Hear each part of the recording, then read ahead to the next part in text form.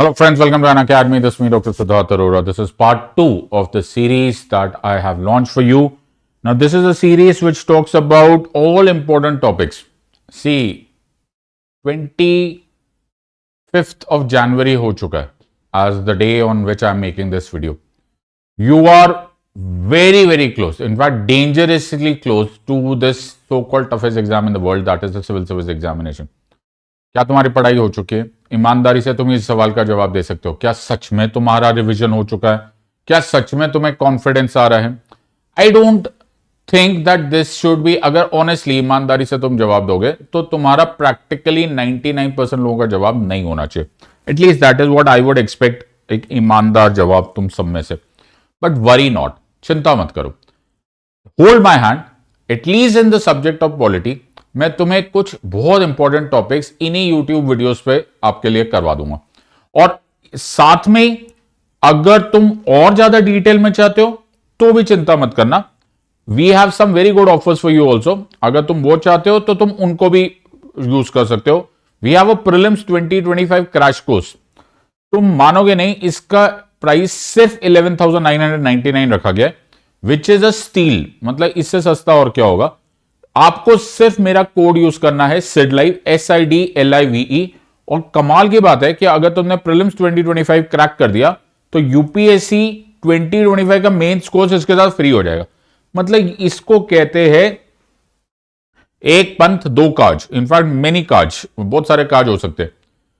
In this series last time पर हमने जो वीडियो किया था वो भी एक बड़ा इंटरेस्टिंग वीडियो था। If you miss those videos, please make sure कि आप उन वीडियोस को देख लो। उसमें हमने जुडिशियल रिव्यू के सारे क्वेश्चंस किए थे, procedure establish by law, due process of law, सब कुछ पढ़ा था। दो तरह के स्टूडेंट्स होते हैं, एक वो स्टूडेंट होते हैं जो सच में पढ़ रहे होते हैं और वो रियली एक सीरियस अटेम्प्ट देना चाहते हैं, और बहुत सारे ऐसे मेजोरिटी स्टूडेंट्स होते हैं जो सिर्फ प्रिपरेशन का नाटक कर रहे होते हैं, ड्रामा कर रहे होते हैं, पाखंड कर रहे होते हैं। चूज अमंग्स योरसेल्फ, तो तुम क्या करना चाहते हो? You are serious minded students, I think these videos and the subsequent crash course तुम्हारे लिए बड़ा एडवांटेजियस हो सकता है। आज का जो मैं टॉपिक मैंने चूज किया है वो ऐसे मैंने अपना विचार बनाया कि पार्लियामेंट ऑफ इंडिया पे बड़े सारे क्वेश्चंस आते हैं। बाय द वे, दोस्त who want to join me on my Telegram channel, वो ये वाला पार्ट है। तो everything that I am going to teach you over here are going to be high probability MCQs for UPSC CSC 2025। तो serious aspirants तुम तो ढंग से पढ़ लेना। जो ड्रामेबाज स्टूडेंट्स है उनको तो ऐसे भी कोई नहीं बचा सकता, सो उनके लिए ज्यादा कुछ मेहनत करने की आवश्यकता नहीं है। वो ऐसे इधर उधर टाइम पास करते रहेंगे, इधर कमेंटबाजियां उधर कमेंटबाजियां, ये स्ट्रैटेजी, वो मोटिवेशन, ये शायरी, वो तजुर्बे, and all bloody nonsense, and everything will be completely null and void after 15 days from the exam, because वो सब वेस्ट हो जाएगा। हम यहां पर अनअकैडमी पे आपके लिए सीरियसली पढ़ा रहे। मैंने सोचा कि कुछ तुम्हारे साथ सबूत देने के साथ फिर तुम्हें पढ़ाऊं। Let me explain this to you now. तो सबूत है ये पहला क्वेश्चन जो तुम्हारे सामने तुम्हारी स्क्रीन पे लिखा हुआ है, ये है 2020 का क्वेश्चन, राइट। ये सिविल सर्विस एग्जामिनेशन का यूपीएससी का प्रीवियस ईयर क्वेश्चन है। अ parliamentary system of government is one in which A, all political parties in the parliament are represented in the government. B, the government is responsible to the parliament and can be removed by it. C, the government is elected by the people and can be removed by them. And D, the government is chosen by the parliament but cannot be removed by it before the completion of the fixed term. Answer देने के लिए ready?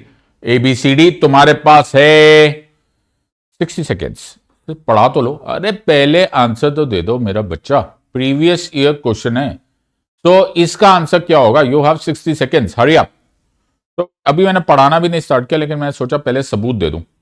तो parliamentary system of government क्या होता है, right. ये तुम्हारे सामने 4 तरह के क्वेश्चंस आ गए और आंसर इसका, you have about 5 more seconds to answer. So इसका आंसर सर पता नहीं क्या है, इसका आंसर इज बी। सो पहले फटाफट अपने आप को कमेंट कर देना कि जी ये मेरा ठीक आया, गलत आया, मुझे मैं कॉन्फिडेंटली आंसर दे पाया या नहीं दे पाया। पहले अपने आप को दे देना और कमेंट सेक्शन में जरूर डालना कि प्रीवियस ईयर क्वेश्चन 2020 का UPSC civil service examination were you able to figure out और नॉट। चलो यार एक और हाँ सर, एक और क्वेश्चन। तो ये सर 2017 का क्वेश्चन है, 2017 का क्वेश्चन है। Out of the following statements choose the one that brings out the principle underlying the cabinet form of government. An arrangement for minimizing criticism against the government whose responsibilities are complex and hard to carry out to the satisfaction of all. A mechanism for speeding up the activities of the government whose responsibilities are increasing day by day. A mechanism of parliamentary democracy for ensuring collective responsibility of the government to the people. A device for strengthening the hands of the head of the government whose hold over the people is in the state of decline. तुम्हारे पास है 30 second. यार question पढ़ने में 30 second लग गए. So quickly answer दो कि तुम इस क्वेश्चन को फिगर आउट कर पा रहे हो या नहीं. हरिया. Okay, you still have 15 seconds. तो पहले मैं पढ़ाना भी नहीं स्टार्ट किया, अभी मैंने तुम्हें सिर्फ क्वेश्चन से पूछा. ये पहले सबूत है. सो आंसर इसका क्या है सर? आंसर इसका है सी. पहले बड़ी ईमानदारी से be very honest about it, absolutely complete transparency and accountability से इंश्योर कि तुम मेरे को लिख कर दोगे कि सर मेरा करेक्ट आया कि रॉन्ग है. झूठ मत बोलना, झूठ बोले कौवा काटे. So ensure that you write this answer कि हाँ सर मैंने सी मार्क किया था. So once you are able to figure out, मैं तुम्हें एक और क्वेश्चन पूछ रहा हूं. ये 2015 का UPSC civil service examination question है. तो पहले 2020 का हो गया, फिर 2017 का, फिर 2015 का. There is a parliamentary system of government in India because the a Lok Sabha is elected directly by the people. B. Parliament can amend the constitution. C. Rajya Sabha cannot be dissolved. D. Council of Ministers is responsible to the Lok Sabha. 60 seconds है, फटाफट answer दो. लो जी, अभी तो पढ़ाना नहीं start हुआ. तीन questions आ गए, प्रीवियस ईयर क्वेश्चंस. तो 2020 का एक क्वेश्चन, 2017 का another one and 2015 का yet another one. Let's see if you're able to answer this one. There is a parliamentary system of government in India. ये 2015 का क्वेश्चन है. None of this is my creation. Go and have a look at the previous year questions. You will be able to see that these are questions which have been asked by civil service examination or UPSC in the previous year. ईमानदारी से answer देना, क्या तुमने D mark किया या नहीं? Answer इसका D है. सो were you able to mark D? And first of all, did you mark D? Second, were you confident in marking D? तो ये जल्दी से लिखना, ऐसा ईमानदारी से please. Absolutely. So we had 3 questions, all of them previous year questions, and all of them required an answer, and not only an answer, but what is important here is कि surprise ये है कि ये सारे questions एक ही है. 2015, 2017 and 2020 के ये तीनों questions actually emerge from the same concept. It is absolutely the same concept, और कुछ भी नहीं पढ़ना पड़ेगा तुम्हें. एक ही वीडियो करके एक ही कॉन्सेप्ट समझ में आ जाए. इनफैक्ट मैं और भी दिखा सकता था, but then I thought it would be stretch unnecessarily. तुमको लगेगा कि मैं ज्यादा शोशाबाजी कर रहा हूं, right, which I don't want to do.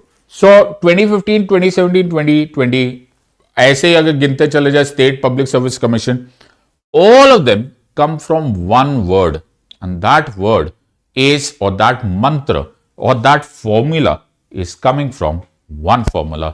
That is executive is responsible to the legislature. So कार्यपालिका विधायिका के प्रति उत्तरदायी है. सारे के सारे कॉन्सेप्ट इधर से ही आ रहे. राइट. और इसी से रिलेटेड एक और concept which is collective responsibility. But की वर्ड क्या है? The key word is responsible. सो कार्यपालिका विधायिका के प्रति उत्तरदायी है. Executive is responsible to the legislature. ये पार्लियामेंट्री डेमोक्रेसी, संसदीय लोकतंत्र का एब्सोल्यूट बेसिस है.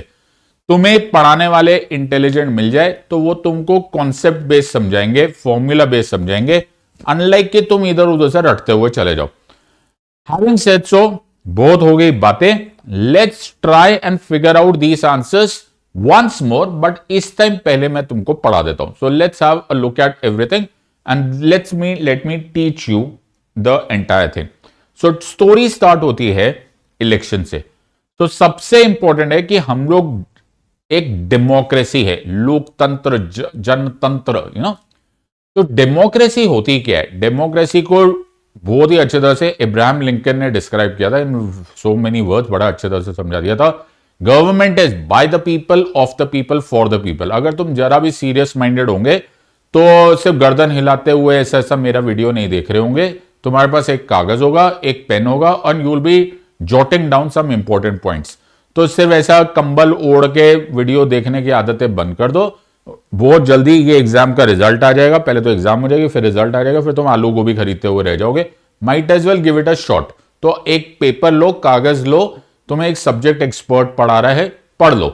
सो वेले बातें मत किया करो, पढ़ने की बात करो। So focus on it. मैंने क्या बोला, हम लोग एक पार्लियामेंट्री डेमोक्रेसी है। डेमोक्रेसी मतलब जनतंत्र, जनतंत्र मतलब government by the people, of the people, for the people. लिखते हुए चले जाओ। अब जी ये by the people, of the people, for the people होगा कैसे? ये एक ही तरीके से हो सकता है कि जनता को कोई मौका मिले, जनता को कोई तरीका मिले, सिटीजन्स ऑफ इंडिया को या सिटीजन्स ऑफ दैट कंट्री को कोई तरीका मिले जिससे कि वो अपनी सरकार चुन सके। और इंडिया में ये सरकार चुनने का तरीका कहलाता है डायरेक्ट इलेक्शन। डायरेक्ट इलेक्शन यानी कि प्रत्यक्ष चुनाव। तुमने लोकसभा के चुनाव में पार्टिसिपेट किया होगा पिछले साल, और ऐसे ही तुम्हारे राज्यों में, तुम्हारे स्टेट्स में विधानसभा के चुनाव होते, जैसे 5 फरवरी को अब दिल्ली में होने वाला है। तो हम जो सिटीजन्स ऑफ दिल्ली है वो जाके, वैसे सिटीजन्स ऑफ दिल्ली नाम की कोई चीज नहीं होती, हम सिटीजन्स ऑफ इंडिया है, लेकिन जो भी वहां पर रजिस्टर्ड है एज वोटर्स, वो जाकर अपना अपना चुनाव, अपना अपना नेता या अपना अपना प्रतिनिधि चुनेंगे। इसलिए इसको डेमोक्रेसी बोलते हैं। आज जो मैं अभी के लिए एग्जाम्पल ले रहा हूं, हमसे लोकसभा की बात कर रहे हैं। सो सेम चीज आप विधानसभा पर भी एग्जैक्टली अप्लाई कर सकते हो। Nothing worried about it. So हमने चुनाव किया। अब प्लान क्या है? प्लान यह है कि हमारे जो लोकसभा में टोटल नंबर ऑफ सीट्स है, जो कुल मिला के नंबर ऑफ सीट्स है, वो है 545। 545 जो सीट्स है उसमें हमको गिनना है कि किसको कितनी सीट्स मिलेगी। जो इन कॉन्स्टिट्युएंसीज में, तो पूरे देश को 545 कॉन्स्टिट्युएंसीज यानी कि मतदान क्षेत्रों में डिवाइड कर दिया गया। हर मतदान क्षेत्र में एक कैंडिडेट कम से कम जीते, कॉन्टेस्ट तो करेंगे लेकिन जीतेगा एक ही कैंडिडेट। तो हो सकता है बीजेपी का एक कैंडिडेट हो जो जीत गया एक्स कॉन्स्टिट्युएंसी से, कांग्रेस का हो वो वाई से जीता, जनता दल का वो जेड से जीता, and so on and so fourth. At the end of the entire process, जब चुनाव के नतीजे आते तो हम गिनते कि किस पार्टी के किस कैंडिडेट को कितने कितने कैंडिडेट्स बीजेपी के जीत के आए, कितने कांग्रेस के जीत के आए, और हो सकता है कुछ ऐसे हो जो किसी भी पार्टी को बिलोंग ही नहीं करते थे, उनको हम इंडिपेंडेंट या फिर निर्दलीय बोलते। तो अब जब ऐसा हिसाब हो गया तो हम इस तरह से ऐसे ध्यान देंगे। इरादा यह है कि जिस भी पार्टी को हमने गिनना है कि किसके पास 273 या उससे ज्यादा सीट्स है। 545 है ना, 545 है, उसको डिवाइड करो 2 से, तो जो closest to the round figure आ गया, हम 273 टच करते ही हमारा काम हो गया। उस पार्टी या उस गठबंधन को, यह भी हो सकता है कुछ गठबंधन बनते हैं, कुछ अलायंसेस बनते हैं इवन बिफोर इलेक्शंस, उनको प्री पोल अलायंसेस बोलते हैं। पोल मतलब चुनाव। प्री पोल अलायंसेस में उनको बोला जाता है कि भाई तुम ना अपने और अपने साथी पार्टीज के नंबर गिन के बता दो। जिसके पास 273 से ज्यादा होंगे और वो उस 273 से ज्यादा लोग हो, चाहे वो अपनी पार्टी के हो चाहे प्री पोल अलायंस के हो, उसको हम नाम दे देंगे, उसके पास मौका हो जाएगा, वो बन जाएगा रूलिंग पार्टी। और बाकी सब जिनके पास कम है उन सबको एक नाम दिया जाएगा, उनको बोला जाएगा ऑपोजिशन। इसी रूलिंग पार्टी को अलग अलग नाम से जाना जाता है। सत्ता पक्ष बोला जाता है, सत्तारूढ़ पक्ष बोला जाता है, ट्रेजरी बेंचेस बोला जाता है, और यही पार्टी बनाएगी या यही गठबंधन बनाएगा सरकार। So the government will be formed by those who have more number. Keyword number. जो डेमोक्रेसी है वो नंबर बेस्ड है। Democracy is nothing else but majority rules. जमहूरियत वो तर्ज हुकूमत है कि जिसमें बंदों को गिना जाता है, तोला नहीं जाता। सो बहुत इंपॉर्टेंट पार्ट है कि जमहूरियत और डेमोक्रेसी में आप केवल नंबर्स काउंट करते हो। वी आर वांटिंग किसके पास 273 या 273 से ज्यादा नंबर्स आ गए। सो जैसे ही 273 से ज्यादा हो जाएंगे, एक पार्टी को मौका मिल जाएगा जिसके पास या उस प्री पोल अलायंस के पास कि वो बन जाएगी रूलिंग पार्टी और बाकी सारे कहलाएंगे opposition. So don't mix up कि ऑपोजिशन एक पार्टी होगी, ऑपोजिशन कैन बी जितने बाकी जो रूलिंग पार्टी नहीं है वो ऑपोजिशन है। I hope you have been able to figure out this part. ये एक्चुअली तुम्हें स्कूल में पढ़ा दिया जाना चाहिए, लेकिन स्कूल में इतना पढ़ाने का समय नहीं होता, बहुत सारे और काम होते हैं, होमवर्क देना होता है, क्लास वर्क देना होता है, SUPW होता है, एक्स्ट्रा करिकुलर होता है, गिटार बजाना होता है, और कैंटीन में शोर भी करना होता है। Either ways, getting down to the basics. So हमारा इरादा हो गया कि चुनाव का रिजल्ट क्या है। सो इलेक्शंस हो गया। तो ओल्ड लोकसभा डिसॉल्व लिखा है। देखो, जो लोकसभा बनती है, जो भी लोकसभा इलेक्ट होती है, उसका कॉन्स्टिट्यूशन के अनुसार एक परफेक्ट निर्धारित टाइम पीरियड होता है।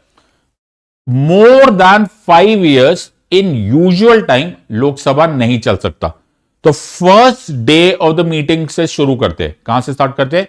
First day of the meeting, जो पहला डे होता है लोकसभा की मीटिंग का, वहां से काउंट करना स्टार्ट करते हैं। मैक्सिमम 5 years, मैक्सिमम अधिकतम 5 साल तक लोकसभा को खत्म करना जरूरी होता है। ये अगर इमरजेंसी ना लगी हो, that is the important point. Okay, emergency लगी हो तो that's a entirely different saga, but for the time being let's understand that from the beginning, from the first day of its meeting to maximum 5 years is the term of the Lok Sabha. Correct? ये लिखते चले जाओ, लिखते चले जाओ, आराम मत करो। राइट, आंखों से मुझे देखो और लिखते चले जाओ in your notes, it will really come handy on the day of the exam. तो जी, हमको 5 साल खत्म होने से पहले पहले इलेक्शन स्टार्ट करने, इनफैक्ट खत्म ही कर देने फॉर दैट मैटर। तो इलेक्शन कमीशन ऑफ इंडिया, निर्वाचन आयोग को ये उनकी जिम्मेदारी होती है कि ये जो इलेक्शंस है इनको इस तरह से कंडक्ट किया जाए कि बाय द टाइम वो 5 साल खत्म हो रहे हो तब तक मेरे इलेक्शंस हो चुके हो और मेरे पास एक नई लोकसभा तैयार खड़ी हो। So elections to the new Lok Sabha होती है 545 सीट पे पूरे देश को जो डिवाइड किया गया है। द टेरिटोरियल कॉन्स्टिट्यूएंसीज होती है, जो मतदान क्षेत्र होते हैं, वहां पर तुम लोग वोटिंग करते हो। एक प्रतिनिधि एक कॉन्स्टिट्यूएंसी से केवल एक ही प्रतिनिधि इलेक्ट होके आएगा।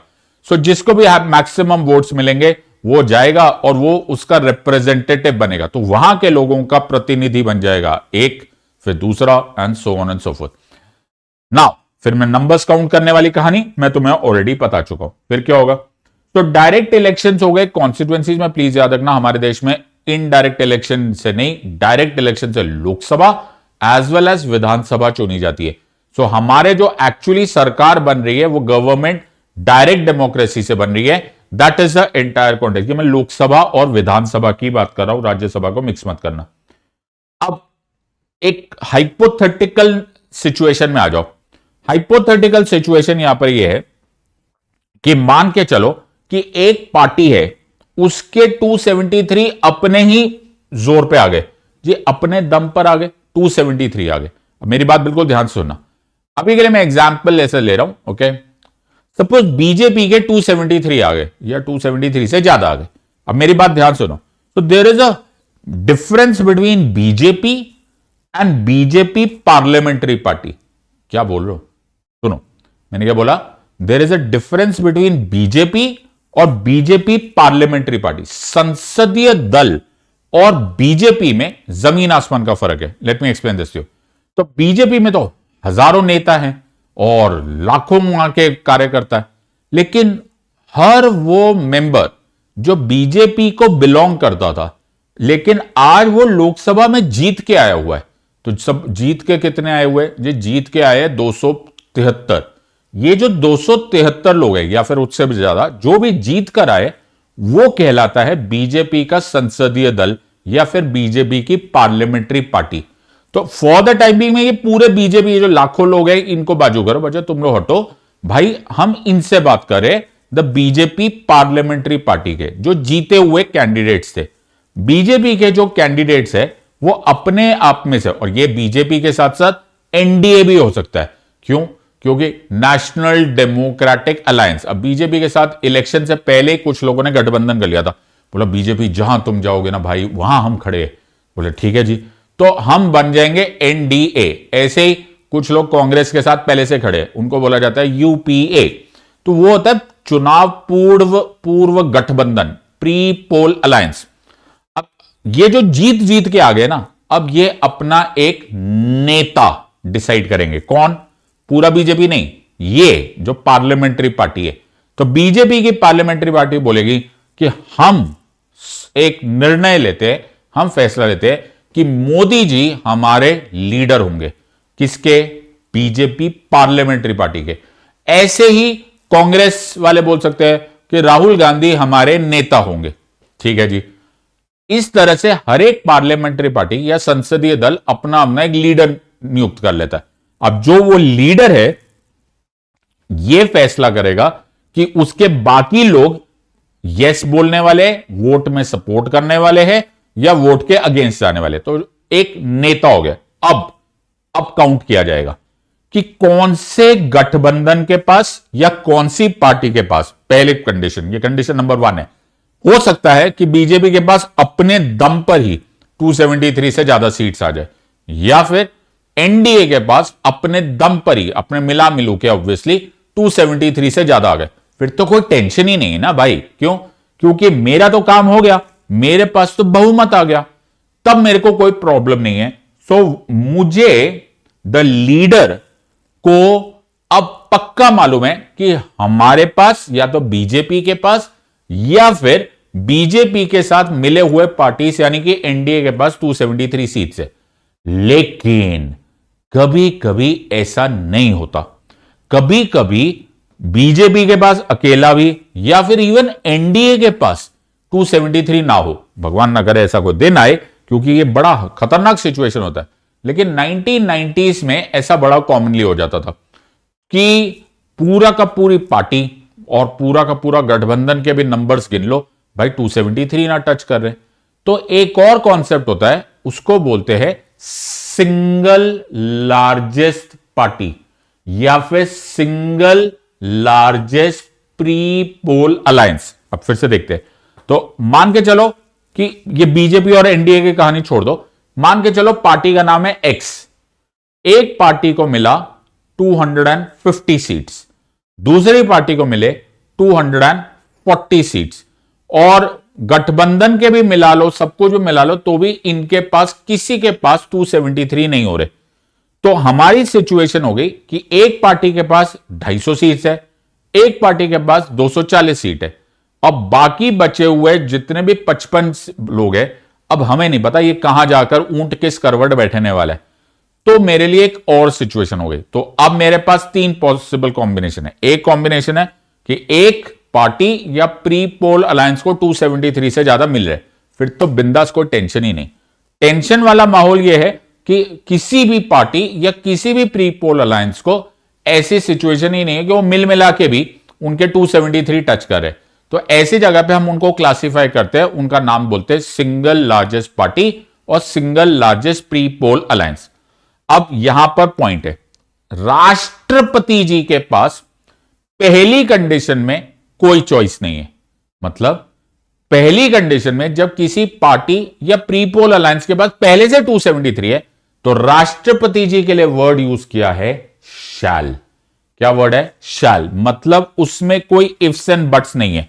सो राष्ट्रपति जी इनवाइट करेंगे, न्योता देंगे, निमंत्रण देंगे टू द, ध्यान से सुनो, लिखना स्टार्ट करो, leader of such a party और such a pre poll alliance who has 273 और मोर इन द लोकसभा, यानी कि उसके पास कंप्लीट मेजॉरिटी है, उसको इनवाइट शैल है, शैल। ओके। लेकिन अगर किसी पार्टी के पास 273 ना हो या प्री पोल अलायंस के पास 273 नहीं है, तो ये जो होता है ये राष्ट्रपति जी की राजनीतिक सूझबूझ है कि वो सिंगल लार्जेस्ट पार्टी को निमंत्रण देंगे या फिर single largest pre poll alliance को देंगे, या तो गठबंधन को देंगे या पार्टी को निमंत्रण देंगे। क्योंकि ये उनको ऐसा लग रहा होगा कि यार देखो, हो सकता है वो जो बाकी बचे हुए लोकसभा के लोग हैं वो इस पार्टी को सपोर्ट करेंगे कि ये दूसरे वाले अलायंस को सपोर्ट करेंगे, एटसेट्रा एटसेट्रा। ये उनकी राजनीतिक सूझबूझ पे, लेकिन वो किसी ना किसी को इनवाइट करेंगे और उनसे पूछेंगे क्या? उनसे पूछेंगे, लीडर साहब, are you ready to stake a claim to form the government. क्या आप सरकार बनाने का दावा पेश करते हो? अगर उस लीडर ने बोल दिया हां, तो उसी समय राष्ट्रपति जी उनको प्रधानमंत्री अपॉइंट कर देंगे। तो इस हेडलाइंस को देखो, यहां क्या लिखा है, Narendra Modi to meet president to stake a claim to form new government. Word याद रखना, स्टेक अ क्लेम, सरकार बनाने का दावा पेश करना। तो सरकार बनाने का दावा पेश करते ही उनको उसी टाइम प्राइम मिनिस्टर अपॉइंट कर लिया जाएगा। वर्ड देखो, the leader of the single largest party, the single largest pre poll alliance और द पार्टी हैविंग 273 और more seats shall be appointed as the prime minister by the president. अगर उन्होंने बोल दिया जी हां मैं सरकार बनाने का दावा पेश कर रहा हूं, राइट, अभी के लिए मेरा बच्चा, उन्होंने एक बार भी इसको साबित नहीं किया, ही हैजंट प्रूवन, उन्होंने सिर्फ यह बात बोला कि जी मैं सरकार बनाने का दावा पेश कर रहा हूं, और कभी कभी वो समर्थन पत्र ले चले जाते हैं, लोगों ने लिख कर दे दिया होता जी हमारे नेता यही होंगे, लेकिन अभी तक प्लीज रिमेंबर, अभी तक लोकसभा में उन्होंने अपने नंबर्स, अपनी मेजॉरिटी, अपना बहुमत प्रूव नहीं किया है, साबित नहीं हुआ है। मेजॉरिटी बोली है उन्होंने, सरकार बनाने का दावा पेश हुआ है, लेकिन he hasn't yet as yet proven his majority on the floor of the house. So this is a crucial element. So when are you going to prove your majority on the floor of the house? You are going to prove your majority on the floor of the house within 30 days. आपके पास कितने दिन है? You have 30 days to prove your majority on the floor of the house. तो कैसे prove करोगे? How are you going to prove कि तुम्हारे सच में वो मेजॉरिटी है भी कि नहीं है? Do you really have that majority or not?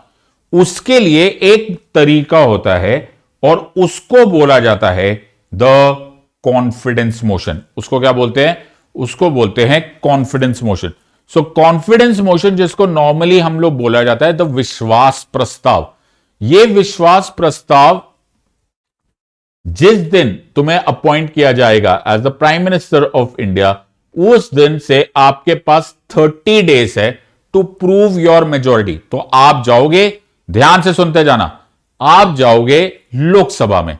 कौन सी सभा में? लोकसभा में। क्या मैंने राज्यसभा बोला? नहीं सर, आपने लोकसभा बोला। कॉन्फिडेंस मोशन कहां मूव किया जाता है? Only in the Lok Sabha. So विश्वास प्रस्ताव मूव किया जाता है in the Lok Sabha. What is the aim of this?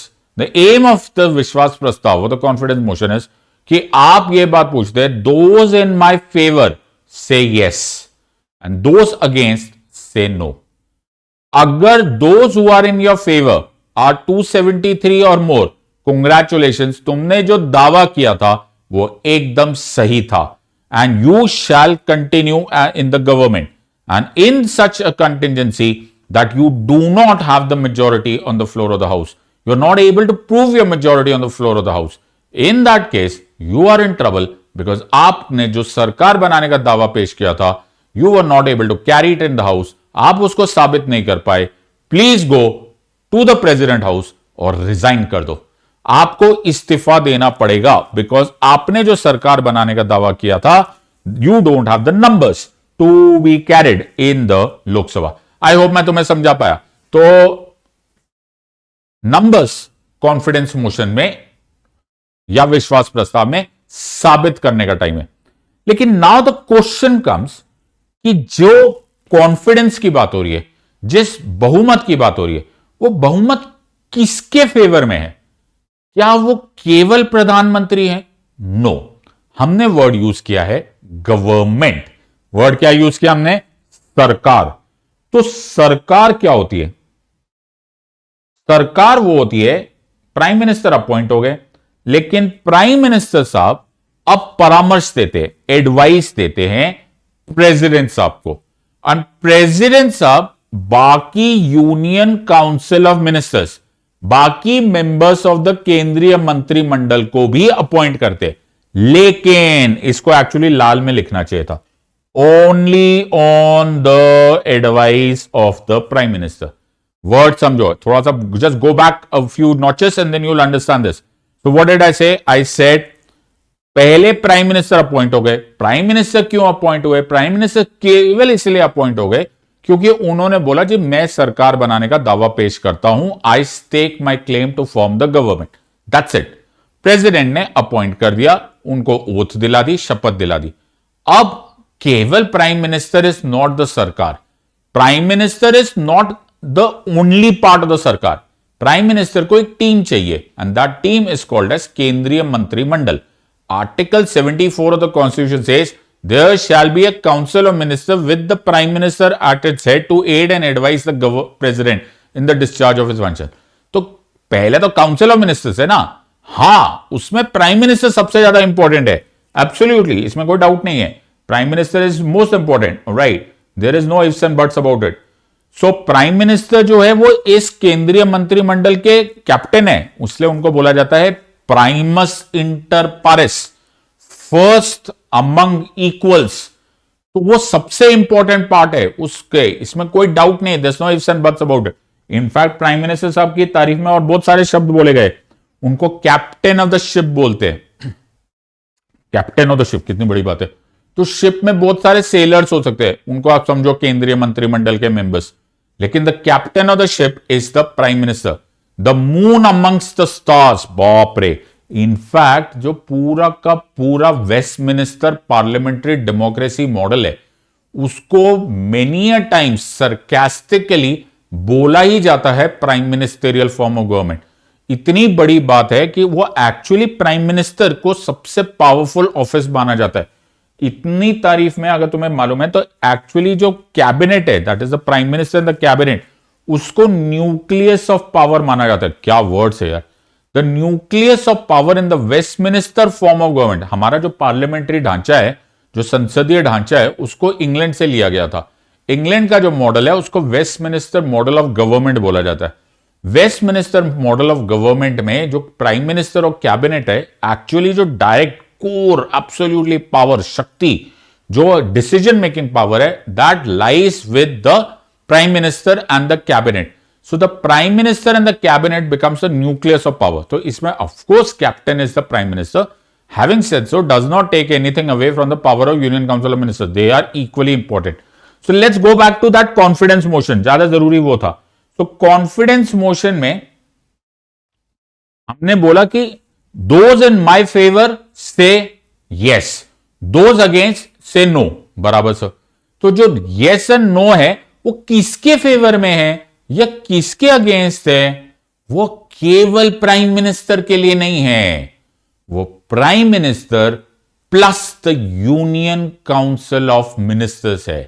Please याद रखना, जब कॉन्फिडेंस मोशन मूव किया जाता है तो कॉन्फिडेंस मोशन मूव किसके लिए किया जाता है, किसके फेवर में बोला जाता है?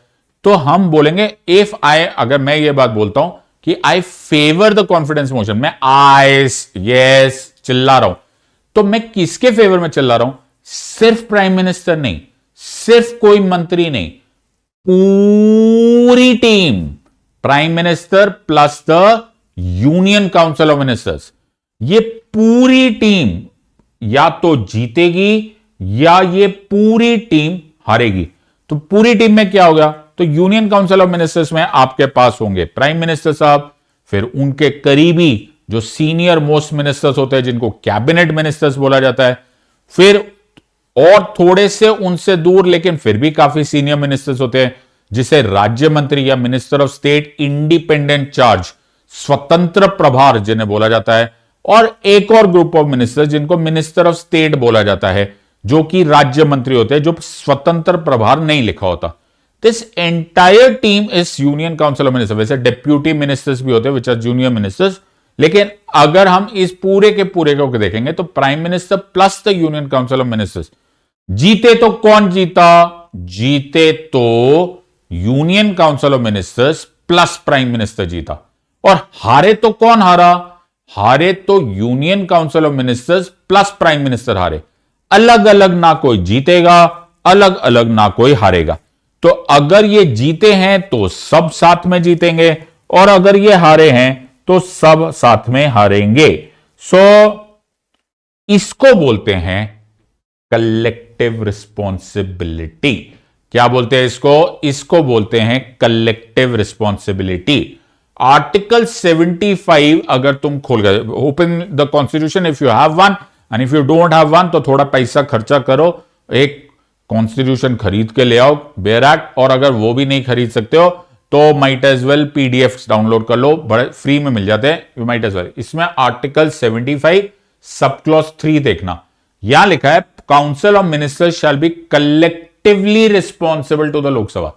So although Article 75 does specify the Council of Ministers shall be collectively responsible to the Lok Sabha. Collectively, बहुत बड़ा इंपॉर्टेंट वर्ड है। एक सरकार चल रही है तो सब साथ में चल रही है, और अगर डूबेंगे, अगर सरकार गिरेगी तो सारी टीम एक साथ गिरेगी। ऐसा नहीं होगा कि केवल एक मंत्री रिजाइन करेगा। इसको बोलते हैं सिंक और स्विम टुगेदर।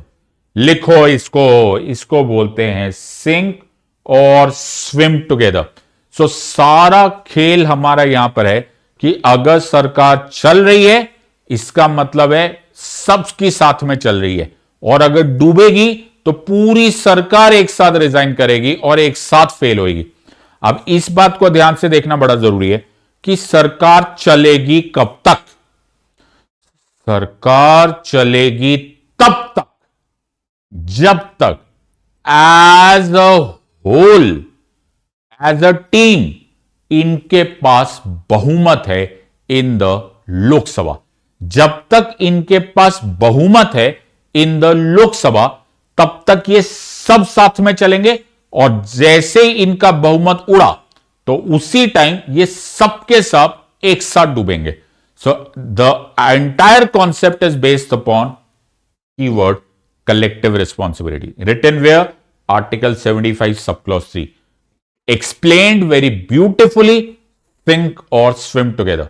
तो जब विश्वास प्रस्ताव मूव किया गया तो ऑन द बिहाफ ऑफ पूरी सरकार मूव किया गया, और जब विश्वास प्रस्ताव मूव हुआ तो पूरी सरकार को बोला कि हां thumbs up, we are with you. In that sense 273 लोगों ने सपोर्ट किया तो सरकार चलती गई। और अगर ऐसा दिन आए कि नो कॉन्फिडेंस मोशन आ जाए, नो कॉन्फिडेंस मोशन, अविश्वास प्रस्ताव, तो अविश्वास प्रस्ताव कौन मूव करेगा?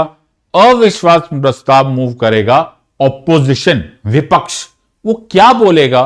वो बोलेगा हमें ऐसा लगता है कि आपके पास विश्वास नहीं है, मेजॉरिटी नहीं है, बहुमत नहीं है, कॉन्फिडेंस ऑफ द हाउस नहीं है, नंबर्स नहीं है। ये पांचों एक ही बात है। तुम्हारे पास 273 से ज्यादा नंबर्स है तो हम बोलेंगे तुम्हारे पास विश्वास है, तुम्हारे पास बहुमत है, तुम्हारे पास कॉन्फिडेंस है। You have the numbers to prove your majority on the floor of the house. अगर तुम्हारे पास वो विश्वास नहीं है तो you have no business running the government. तो विपक्ष चैलेंज करता है सरकार को, अपने नंबर्स साबित करके दिखाओ। We hereby move a no confidence motion. We believe that there is a want of confidence against the council of ministers. Want of confidence, लगता है जी यहां पे गड़बड़ है। तो कौन मूव करेगा no confidence motion? No confidence motion move start करेगा ऑपोजिशन। कॉन्फिडेंस मोशन कौन स्टार्ट करेगा? कॉन्फिडेंस मोशन स्टार्ट करेगा द सरकार और द रूलिंग पार्टी। तो जब विपक्ष मूव करेगा तो विपक्ष बोलेगा दोज इन हमारे फेवर, यानी कि जो नो कॉन्फिडेंस मोशन के फेवर में है वो हां बोलो, और इसी के खिलाफ में सरकार को जो सपोर्ट करने वाले हैं वो बोलेंगे जो इसके अगेंस्ट है वो नो मार्क करो, क्योंकि तुम्हें नो कॉन्फिडेंस मोशन को हराना होता है, अविश्वास प्रस्ताव को हराना होता है। So this was the day when Modi सरकार के खिलाफ मोशन मूव किया गया था, that is the no confidence motion. If you are able to focus, if you are able to zoom in on the numbers, उस टाइम पर NDA के पास 312 सीट थी, बीजेपी के पास 272, सहयोगी 40, विपक्ष के पास 67 थी, TDP 16, I don't know whatever came to there mind to move a no confidence motion, I don't know, funny business, either ways उन्होंने नो कॉन्फिडेंस मोशन मूव किया, ये बोल के कि मोदी जी की सरकार गिरेगी। मोदी जी की सरकार गिरेगी मतलब सिंक और स्विम टुगेदर के हिसाब से ये सिंक होगी। जब मोशन मूव किया गया तो नो कॉन्फिडेंस मोशन के फेवर में आए 126 और उस नो कॉन्फिडेंस मोशन के अगेंस्ट आए 325। बुरी तरह से हार गए, नो प्रॉब्लम। तो द कॉन्टेक्स्ट यहां पर यह है कि no confidence motion was beaten, why? Because the sarkar at that time had a overwhelming majority and no confidence motion had no chance to stay और to be carried in this case. So no confidence motion हार गया तो क्या होगा? सरकार will continue swim together, और अगर no confidence motion जीत जाता तो सरकार को उसी टाइम रिजाइन करना पड़ता। So that is the entire context. No confidence motion केवल तब तक चलता है, वो नो कॉन्फिडेंस मोशन का है तो council of ministers remain in office as long as it enjoys the majority support. Please याद रखना, ये हमेशा पूरे के पूरे टीम, पूरे काउंसिल ऑफ मिनिस्टर्स में मूव किया जाता है और केवल लोकसभा में मूव किया जाता है।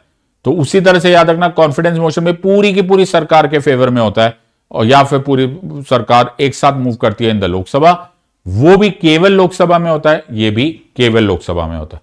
ये पूरा कॉन्सेप्ट क्या है? ये पूरा कॉन्सेप्ट एक ही पॉइंट पे आ रहा है and that is collective responsibility, sink और स्विम टुगेदर। या तो ये सरकार चलेगी या फिर ये सरकार नहीं चलेगी। सो आई थिंक मैंने थोड़े से टाइम में तुमको एक बड़ा इंपॉर्टेंट पार्ट पढ़ा दिया, लेकिन why am I teaching you so much? इतना क्यों पढ़ा रहा हूं मैं तुमको? हद होगी।